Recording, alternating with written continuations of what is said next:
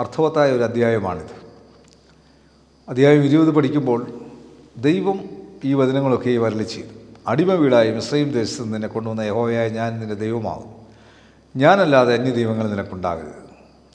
കൽപ്പന തുടങ്ങുകയാണ്. ഞാനല്ലാതെ അന്യദൈവങ്ങൾ നിനക്കുണ്ടാകരുത്. 4-ാം വാക്യം, ഒരു വിഗ്രഹം ഉണ്ടാക്കരുത്. മീതെ സ്വർഗത്തിലെങ്കിലും താഴെ ഭൂമിയിൽ എങ്കിലും ഭൂമിയിൽ കീഴെ വെള്ളത്തിലുള്ള യാതൊന്നിനെയും പ്രതിമയായിരുന്നു. 5, അവയെ നമസ്കരിക്കുകയോ സേവിക്കുകയോ ചെയ്യരുത്. നിന്റെ ദൈവമായ യഹോവ ഞാൻ തീക്ഷ്ണതയുള്ള ദൈവമാകുന്നു. എന്നെ പകയ്ക്കുന്നവരുടെ പിതാക്കന്മാരുടെ അകൃത്യം 3-ാമത്തെയും 4-ാമത്തെയും തലമുറ വരെ മക്കളുടെ മേൽ സന്ദർശിക്കുകയും എന്നെ സ്നേഹിച്ചതിൻ്റെ കൽപ്പനകളെ പ്രമാണിക്കുന്നവർക്ക് 1000 തലമുറ വരെ ദയ കാണിക്കുകയും ചെയ്യും. വളരെ ശക്തമായി പറയുകയാണ്, നമ്മൾ ദൈവത്തെക്കാൾ കൂടുതൽ ഒന്നിനെയും സ്നേഹിക്കരുത്.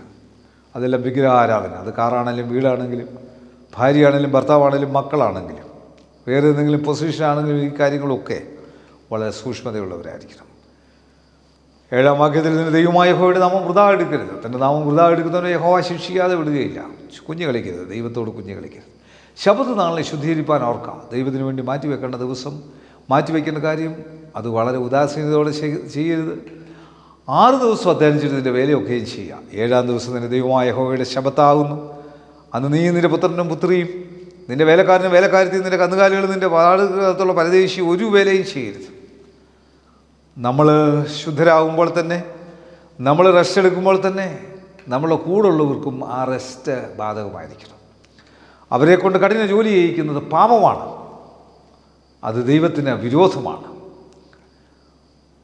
11-ാം വാക്യത്തിൽ 6 ദിവസം കൊണ്ട് യഹോവ ആകാശവും ഭൂമി സമുദ്രം അവയിലുള്ളതൊക്കെയും ഉണ്ടാക്കി. 7-ാം ദിവസം സ്വസ്ഥമായിരുന്നു. അതുകൊണ്ട് യഹോവ ശബത്ത് നാളിനെ അനുഗ്രഹിച്ച് ശുദ്ധീകരിച്ചിരിക്കുന്നു. അസ്വസ്ഥമാകാനുള്ള ദിവസം അനുഗ്രഹിച്ച് ശുദ്ധീകരിച്ച ദിവസമാണ്. നിൻ്റെ ദൈവമായ യഹോവ നിനക്ക് തരുന്ന ദേശത്തിൻ്റെ ദീർഘായുസ്സുണ്ടാകും. നിൻ്റെ അപ്പനെയും അമ്മയും ബഹുമാനിക്കുക. നിൻ്റെ ജീവിതത്തിൽ ഉണ്ടാകേണ്ട ഏറ്റവും പ്രധാനപ്പെട്ട ഗുണമാണ് അപ്പനെയും അമ്മയും ബഹുമാനിക്കുക. ചെയ്തിരിക്കണം. കൊല ചെയ്യരുത്.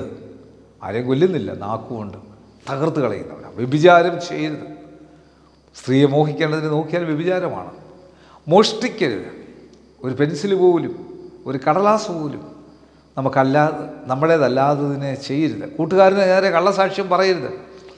സത്യസന്ധരായിരിക്കണം. കൂട്ടുകാരന് നമ്മളെ വിശ്വസിക്കത്തക്കവണ്ണമായിരിക്കണം. മറ്റേ കൂട്ടുകാരനായ എല്ലാവരും മറ്റുള്ള മുമ്പിൽ നമ്മളെ വിശ്വസിക്കുന്നവരായിരിക്കണം. കൂട്ടുകാരൻ്റെ ഭവനത്തെ മോഹിക്കരുത്. കൂട്ടുകാരൻ്റെ ഭാര്യയെയും അവൻ്റെ ദാസനെയും ദാസിയെ അവൻ്റെ കാളയും കഴുതയും കൂട്ടുകാരനുള്ള യാതൊന്നിനെയും മോഹിക്കരുത്. അതെല്ലാം അവൻ്റേതാണ്. മറ്റൊരുത്തിൻ്റേത് നിനക്ക് അവകാശമില്ല. അത് നിനക്കുള്ളതല്ല. നീ ആ കാര്യത്തിൽ വളരെ സൂക്ഷ്മതയുള്ളവനായിരിക്കണം. 18-ാം വാക്യം, ജനമൊക്കെ ഇടിമുഴക്കവും മിന്നലും കാഹളം ധ്വനിയും പർവ്വതം പോയെന്ന് കണ്ടു. ജനം അത് കണ്ടപ്പോൾ വിറച്ചുകൊണ്ട് ദൂരത്ത് നിന്ന് അവർ മോശയോട്, നീ ഞങ്ങളോട് സംസാരിക്കാൻ ഞങ്ങൾ കേട്ടുകൊള്ളാം. ഞങ്ങൾ മരിക്കാതിരിക്കേണ്ടതിന് ദൈവം ഞങ്ങളോട് സംസാരിക്കരുതേ എന്ന് പറഞ്ഞു. മോശയോട് ഭയപ്പെടണ്ട, നിങ്ങളെ പരീക്ഷിക്കേണ്ടതിനും നിങ്ങൾ പാപം ചെയ്യാതിരിക്കാൻ അവങ്കിലുള്ള ഭയം നിങ്ങൾക്കുണ്ടാകാതിരിക്കേണ്ടതിനും അത്രേ ദൈവം വന്നിരിക്കുന്നതെന്ന് പറഞ്ഞു. അങ്ങനെ ജനം ദൂരത്തു നിന്നും മോശയോ ദൈവം ഇരുന്ന ഇരുളിന് അടുത്ത് ചെന്നു.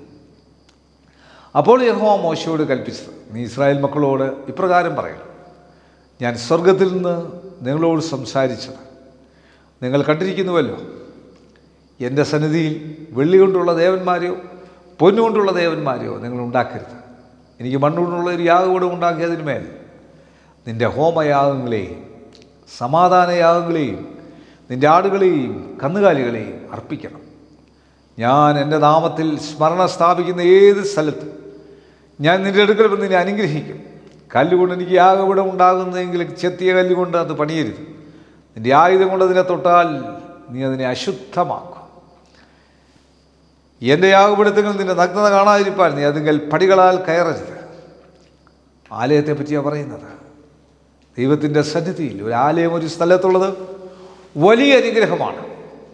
ഒരു പള്ളി ഒരു സ്ഥലത്തുള്ളത് വലിയ അനുഗ്രഹമാണ്.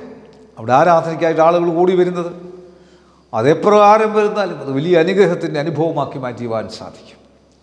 കൈതക്കുഴി CSI പള്ളിയിൽ എല്ലാ വെള്ളിയാഴ്ചയും ധ്യാനങ്ങൾ നടക്കുന്നു. വിശുദ്ധ കുർബാന അർപ്പിച്ച് ധ്യാനങ്ങൾ നടക്കുമ്പോൾ ഓരോ ധ്യാനത്തിലൂടെ ദൈവം അനുഗ്രഹത്തിനുമേൽ അനുഗ്രഹം ആ പ്രദേശത്ത് അവിടെ കടന്നു വരുന്നവർക്കും അത്ഭുതങ്ങൾ ചെയ്യുകയാണ്. ധ്യാനത്തിലൂടെയാണ് ധ്യാന കേന്ദ്രങ്ങളിലും മറ്റ് സ്ഥലങ്ങളിലും ദൈവികമായ കൂട്ടായ്മയുടെ അനുഭവം ഉണ്ടാകുന്നത്.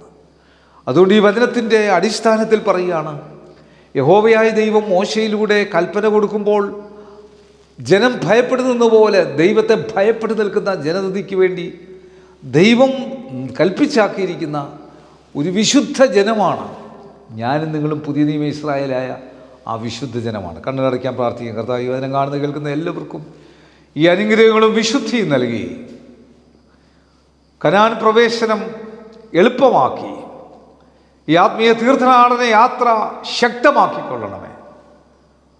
ഈ യാത്രയിൽ പങ്കെടുക്കുന്ന എല്ലാവരെയും, ഇത് കാണുന്ന കേൾക്കുന്ന എല്ലാവർക്കും അവരുടെ കുടുംബങ്ങൾക്കും വലിയ അനുഗ്രഹവും ശക്തിയും നീ നൽകിക്കാട്ട്. യേശു മൂലം തന്നെ. ആമേൻ. God bless U.